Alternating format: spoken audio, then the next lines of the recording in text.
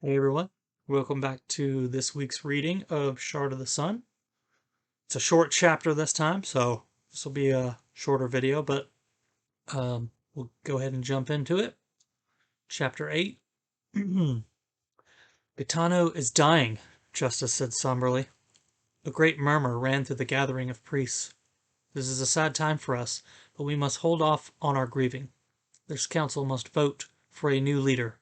As we all know, there are many pressing matters that cannot be ignored. Morel and Raynor are well known among all of you. We will take this day to deliberate between the two and convene tomorrow. You are dismissed. Everyone except Justice and Morel left. The two sat in silence until the room was completely empty, and Justice made sure there was no one hanging around in the hallway. You know this will be a difficult vote for the council, Justice remarked. Morel shrugged. I do not think so. The council room was large but plain. A long rectangular table sat in the middle of the room. Each side of the table had 10 chairs, and only one end of the table had a chair. The end chair was specifically for the council leader of the warrior priests. It had remained empty during the meeting. Justice was the right hand to Gaetano, the current leader. While he did lead the council temporarily, the candidates were chosen based upon their deeds of bravery and generosity. Justice was ineligible as he was not noble by birth. Raynor sides with Gaetano on almost every issue, Justice reminded. The men of the council believe Gaetano is second only to the Blessed Raven in wisdom. Gaetano is an old fool, Morel said disdainfully, and so is anyone who follows him. The church has grown weak with his leadership. The people do not respect us as they once did. The church coffers are bordering on empty. And why? Because Gaetano believes we should merely give it all away. He snorted derisively. I will make us great again.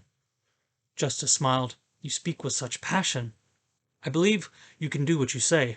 The others, however, Justice waved his hand about, they are ignorant sheep who do not like change.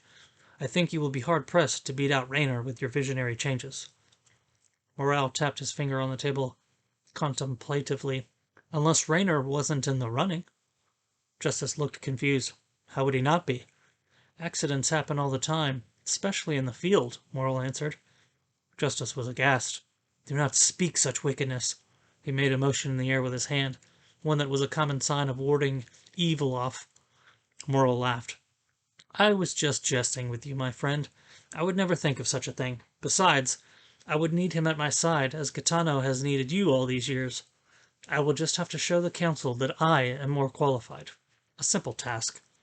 Morel rose from his chair. I must leave you now. I have several matters that demand my attention. I will see you in the morning at the meeting.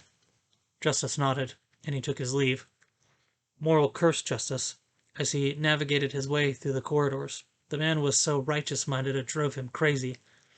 Once he entered his personal chambers, he removed his ceremonial robes that represented his status as a member of the council and hung them up on a hook.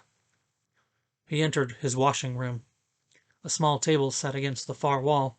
A silver bowl filled with fresh water sat atop it, as well as a neatly folded towel. Morel walked over and splashed the water on his face, rubbing it furiously over his skin. He dried his face with a towel and looked into the mirror that hung on the wall. His eyes were a steel gray. He kept his hair short. Once a deep black, it was now being invaded by white. It seemed as though every time he had it cut, a little more of the white color took over. Small lines from age scattered across his face, giving others a reasonable guess to his age. While everyone in Ravendale knew him as a warrior priest of the church, he was far from being blameless. His rise to the council had been accomplished through deceit and several murders. He never personally got his hands dirty, though. At least, not anymore. It was always much easier to hire some criminal to do the deeds for him. His rise had almost ended badly. His wife had caught him with a whore from the streets and had threatened to tell the council. He couldn't have allowed her to do that, of course, and so he had strangled her, and his daughter witnessed the entire thing. Now that had been a hard decision.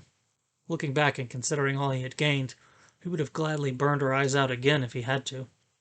He pushed the memories back behind their wall and considered how he could rid himself of Raynor.